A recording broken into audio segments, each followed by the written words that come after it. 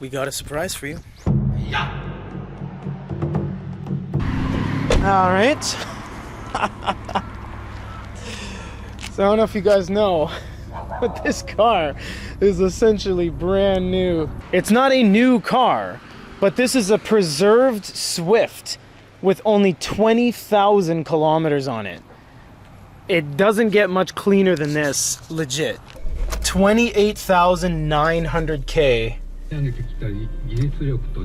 Not a scratch on this car. I'm not even kidding, man. This thing is crispy. I saw this car at the lot. I walked right by it because it's just a silver car. Didn't think much of it.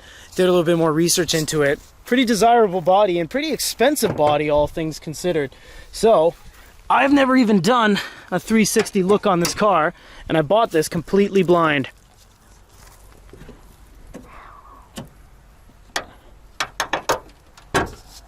This thing has the lowest K out of any car we have ever bought.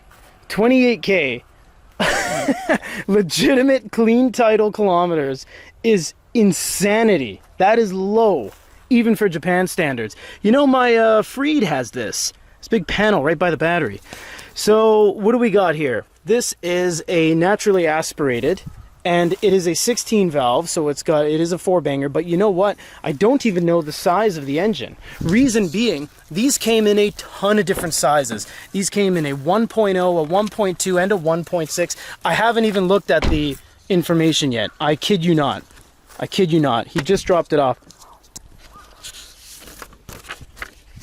So in terms of displacement, we have a 1.32 liter engine, gasoline.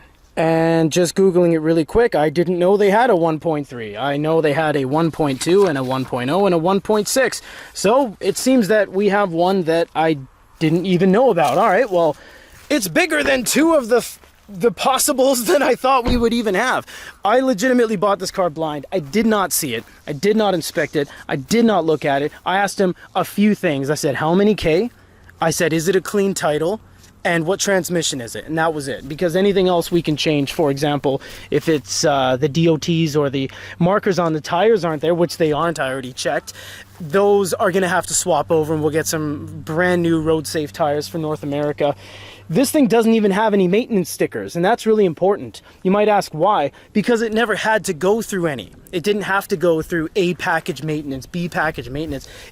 I don't even think, based off the amount of kilometers, the fact that this thing is just a time capsule, I don't even think it went through many shock ends, which is the mandatory inspection. But this thing is so absolutely mint, it's just dusty, just from sitting. But other than that, everything is so new on it. It's just so new because it can't not be. It hasn't been driven. It is not an ex-taxi. It is not an ex-rental. It just simply is the crowning achievement of kind of what happens with cars in Japan. They don't have a whole lot of K. Our Freed doesn't have a lot of K. The MR Wagon doesn't have a lot of K. My Cappuccino doesn't have a lot of K. They simply don't get driven to the same extent as cars in the States, where you have to hit I-5 and it's like, oh, I'm just going up the road, and you go 45 miles to hit up Fred Meyer. That's not what's happening here. This country is very compact, so when you drive just small distances, which is why this is so well preserved. This is going to be a very, very fun car to tinker around with.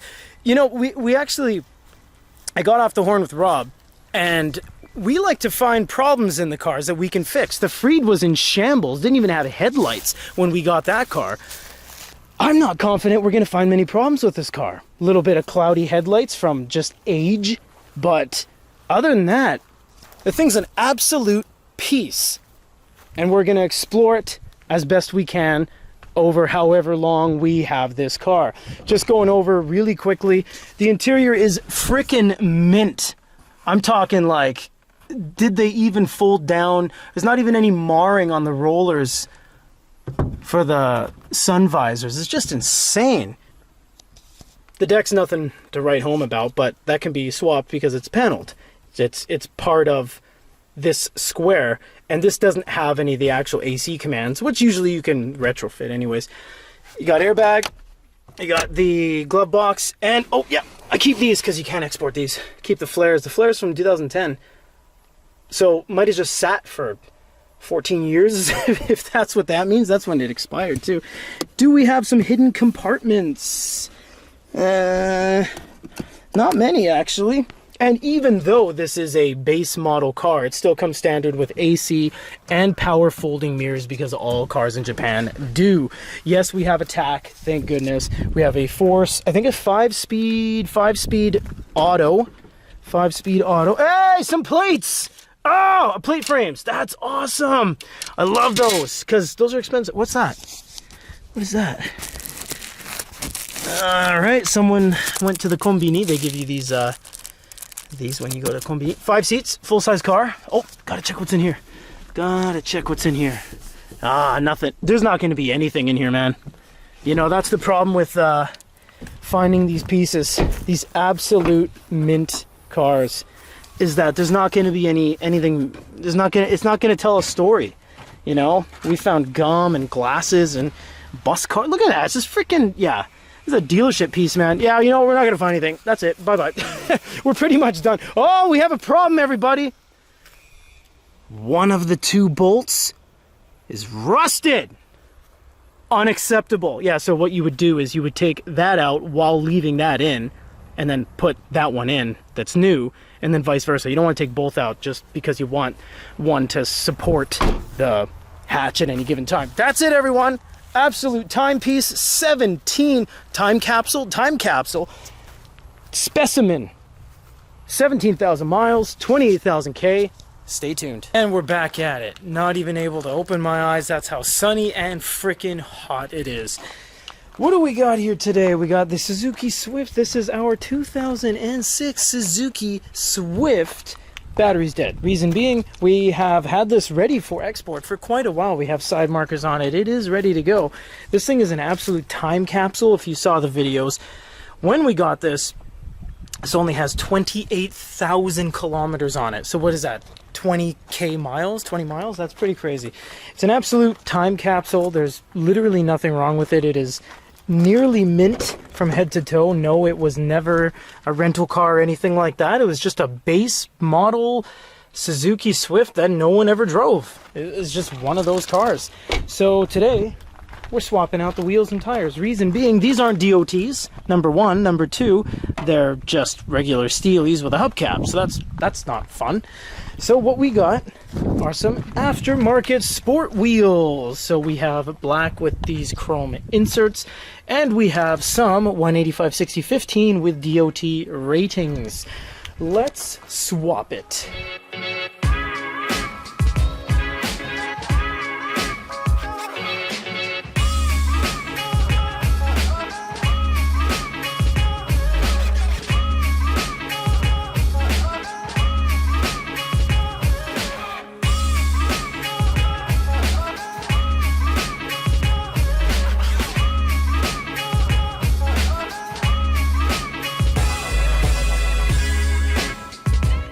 Should be enough charge, I think. I just got to inch it forward because I'm by this grass here, and I just need to get to a hard patch. Oh yeah, look at this. It's absolutely mint. Oh yeah, that's golden. You know, there's something about, excuse the glistening glazed sweat, there's something about just hopping into a new car after driving old junk. I have an 05 Legacy. I got a not so bad 2011 Serena, and I have a 91 Cappuccino. It's just nice to get into a car that just everything fully works. You know what I mean? Everything works. The idle's good. All the electricals work. The mirrors work. Everything's just absolute. Look how clean that is. Yeah, it's nice sometimes hopping into an absolutely new vehicle. It really is. I don't have any new vehicles. All my stuff is fairly old and all scratched up and stuff, so it's a breath of fresh air. I only charged that for like 10 minutes. I'm not even joking. I did 2 of the wheels here, and already it's all charged up.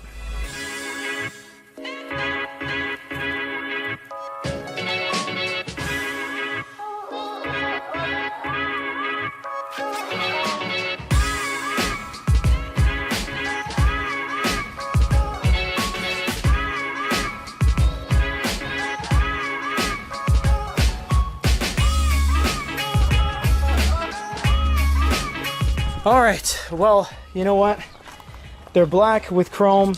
Not the greatest look in the world, but honestly, it does the trick. Reason being, they are certified to be inspected on the Canadian side. I think they look all right. Not my personal choice. I'm more of a gunmetal guy myself, but honestly, they don't look awful, and they're lighter than the ones I had, and they're nicer tires than the ones I had, and they just give the car a little bit more personality.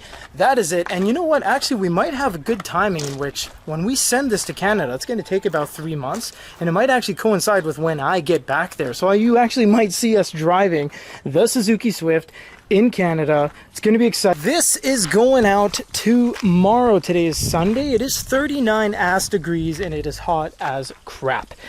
This is going to be going out to Vancouver. It's going to be picked up tomorrow. They're going to come over there. But the one thing you have to do before you think you have everything ready to go, other than it starting, other than it being wired for wherever it needs to pass inspection with these and have DOT compliant tires there, this, that, and the other thing. And of course, make sure, whoa, I forgot that and that. Can't have flares and can't have anything else in the car. It is paramount that you make sure the car is absolutely empty. Whoops. Haha. You make sure the car is absolutely empty, because if there's something in there, you cannot ship it. And it doesn't matter if it's on the manifest or not, because this is not container shipping. This one is roll on, roll off, called Ro-Ro. So you need to make sure everything is out. You need to make sure there is gas in the car. Not a lot, because that gets drained at the port. So trust me, don't put a lot in there, but put about 9 liters, maybe 10 liters of gas. $10 is pretty safe. And that has absolutely nothing in it right now. I just realized these are good frames. They came with the Suzuki, and they don't work in Canada. And the reason they don't work in Canada, chopsticks, is because yes, you can put those on properly, but the bolt holes aren't going to be the same, and it doesn't work with the actual plate size. So it's not just about the bolt holes, is that the plate's just going to be like in the middle, and there's going to be all this extra just siding. It just doesn't work. So we got our high octane gas here, 96 octane, and we're going to fill her up. This is about a 10-liter tank, and due to the angle of the way this pours out, we'll probably be able to get about 9 liters in here. Damn. Okay. Make sure the car is also charged so that when they pick it up, there's no issues. If it doesn't start, that ain't good.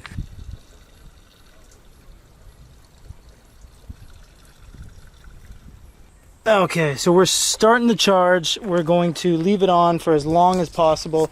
It's good that we're starting this day early. So what I'm probably going to do in the morning is put the Swift up front and center, back the Legacy out back, and then we're actually getting a Delica in a couple days as well, which I will probably have to stash. That is a very nice customer from Canada. His car is going to be going out as well. I'll probably put the Delica over there. I got to cut all this grass though. See, we're going to do concrete, but we have gravel right now, because gravel was just for when the house was getting constructed, but over here we didn't do gravel, so it's just some grass left over. So I'm going to cut all that before we do some other stuff in the future. But yes, this has to get started. Let's get it going. Oh, it's a new day. This is the last day. You know what we're going to do? Before I actually just get this lined up, I'm going to drive it around the block one last time, just to break in the new tires, just to break in the new wheels. That was a big spider. And I mean, whatever. And yeah, you know, just take it around the block. One last ride, and we'll see what we can see. Oh, the last time I sit in this car. Oh yeah, 28K. That's crazy, man. Absolutely crazy. So comfortable.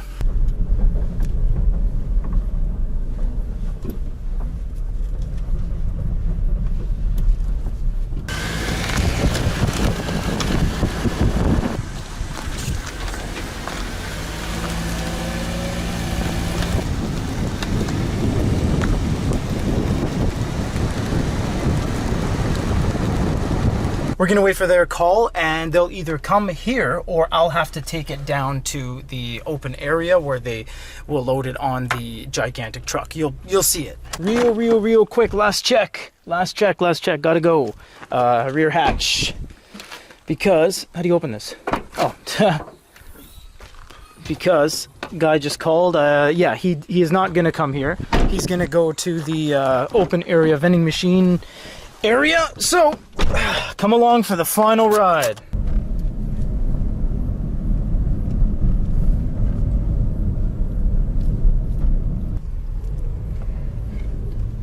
So I'm gonna turn around and point the car in the right direction. Got the paper slip. There he goes. Oh, look at that, a Nissan Sakura. Cool, that's an EV. And yeah, we're on the truck and trailer, and that's it. That's the end of the Suzuki. There's nothing more to say. I have no emotion towards this car. It was just an in and out deal. It's a silver car. It's kind of one of those, I don't really know the story of it. Got it from my buddy's place, and he's like, it's got stupid low K. This is the lowest kilometer car I think I've literally ever owned that wasn't a brand new car. I had a Mazda Speed 3 that I bought new. Never buy new cars. That was the biggest mistake I've ever made financially. And that was it. So other than that, 28K on the clock. This is the lowest one I've ever had. That's it. That's everything. It's going. It's gone. Goodbye.